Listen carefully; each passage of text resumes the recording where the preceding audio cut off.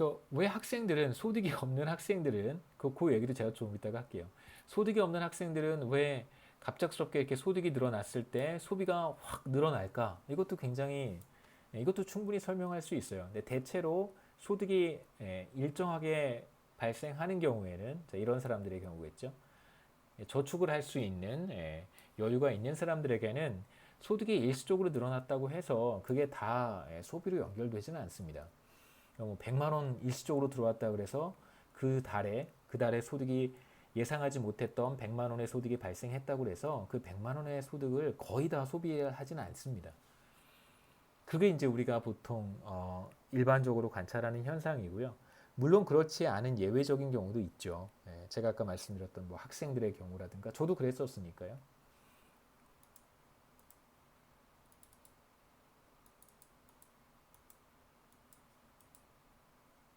예. 제가 간단한 그 라이프 사이클 모형을 간단하게 제가 예로 한번 만들어 봤는데 31세에 일을 시작해서 65세에 정년퇴직을 하는 사람을 생각해 보겠습니다. 제 이야기고요. 예.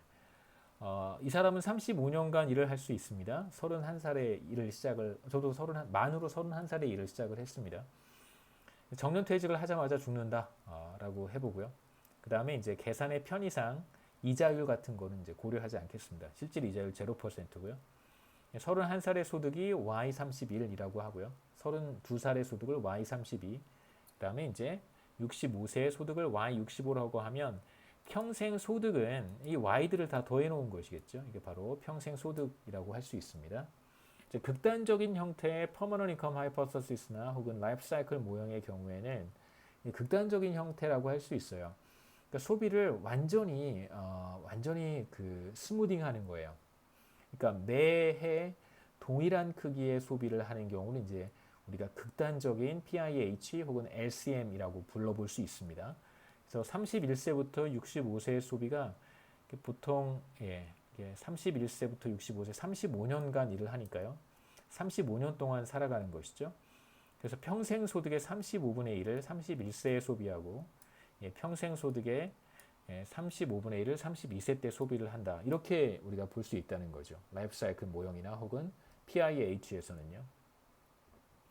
여기서 여러분 조심하셔야 되는 것은 Y31과 Y32 혹은 뭐 Y65가 다 동일한 값은 아닙니다. 소득은 여기서 보시는 것처럼 자 이러한 패턴을 가질 수 있어요. 여기가 31살이라고 생각해 보시고요. 저희가 65세라고 생각하면 좋겠습니다. 우리 이제 이 기간만 한번 보는 거예요. 자, 이 기간만 세이빙은 소득이 이렇게 발생할 수 있다는 뜻이고요. 대체로 소비는 이렇게 일정할 거라는 것이죠. 극단적인 형태의 경우에 자 그런데 46세에 정부로부터 엄청난 금액의 세금 환급 혹은 뭐 회사로부터 엄청난 보너스를 받게 되었다라고 가정을 해보겠습니다. 자 이건 정말 예상하지 못했던 거고요. 갑작스럽게 엄청난 큰 돈을 예상하지 못했던 돈을 받게 되었습니다. 자, 퍼머넌트 인컴 하이퍼서시스나 라이프 사이클 모형에 따르면 그러니까 이 이론에 충실한 사람이라고 한다면 이제 이 사람은 지금 늘어난 소득을 그 해의 상당 부분 쓰지 않고요. 다시 이제 평생 소득을 계산을 하는 거예요. 평생 소득. 그래서 남은 지금 46세니까 20년 남았잖아요. 그렇죠? 예. 그래서 원래 이제 소득의 35분의 1을 소비를 하고 있습니다. 계속 소비해 왔어요. 46세까지. 자, 그런데 G만큼의 보너스를 받았어요. 자, 그러면 퍼머넌트 인컴 하이퍼서시스와 라이프 사이클 모형을 충실하게 따르는 사람이라면 이 사람은 지금 일시적으로 늘어난 보너스의 20분의 1만큼을 소비한다는 뜻입니다. 20년 동안 G를 골고루 나눠서 소비한다는 뜻이죠. 그래서 마찬가지로 보너스도 스무딩을 합니다. 그래서 매해마다 동일한 크기의 소비 수준을 유지할 것이다 라고 우리가 예상할 수 있겠죠. 만일 PIH와 LCM을 충실히 따르는 사람이라고 한다면 그래서 46세에 얻은 뭐 대박 보너스는 100% 46세의 소비로 연결되지는 않습니다. 지금 우리는 이제 극단적인 형태의 PIH, LCM을 가정하고 있기 때문에 20분의 1, 이제 5% 정도만 20분의 1이니까 이제 5%겠죠. 지금 만약에 1억 원을 제가 받았습니다. 자, 그러면 1억에 뭐 3천만 원, 4천만 원 이렇게 소비하는 건 아니고요. 물론 이제 주택을 구입한다든가 뭐 어떤 뭐 투자를 한다든가 이런 의사결정은 사실 소비는 아니잖아요. 그렇죠? 예. 주택 구입 같은 것은 또 다른 의미가 있기 때문에 소비라고 보기는 조금 어렵습니다. 그래서 1억 원을 받았다라고 한다면 46세의 소비는 얼마만큼 늘어나냐면 이거의 한 20분의 1, 5% 정도니까 한 500만 원 정도 늘어난다 이렇게 볼 수 있겠죠. 그래서 5%, 20분의 1 정도만 소비 증가로 이어진다 이렇게 얘기할 수 있어요. 이제 과연 이제 우리의 관심사는 실제로 그런 것 같지는 않잖아요. 그러니까 주변에서 보면 뭐 로또라든가 복권에 당첨이 되어서 사실 뭐 매우 큰 금액의 돈을 갖게 되면 상금으로 받게 되면 물론 이제 평생 동안 골고루 나눠서 소비하는 사람들도 있지만 뭐 그 돈을 받자마자 1년 안에 혹은 2년 안에 모두 다 이렇게 소비를 해버리는 사람도 사실 있습니다. 뭐 이제 이런 사람들을 어떻게 설명할 수 있을지 거기까지는 저도 잘 모르겠어요. 그런 사람들의 소비 패턴을 설명하는 것은 사실 쉽지는 않고요.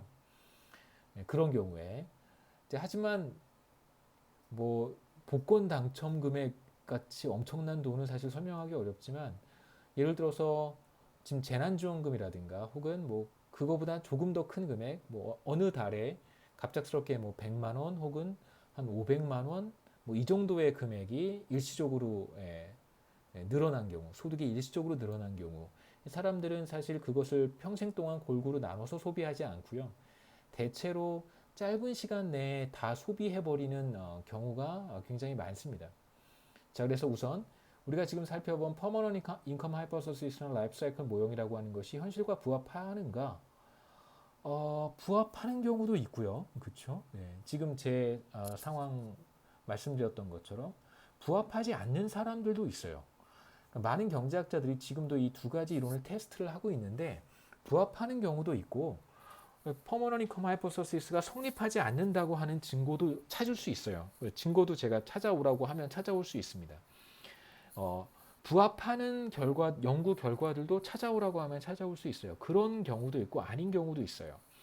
자, 그렇다면 그런 경우는 큰 문제가 되지 않는데 그 아닌 경우는 우리가 어떻게 설명해야 될까? 그러니까 이론상에 어떤 문제가 있는 것인가? 그 이론을 바꿔야 되는가?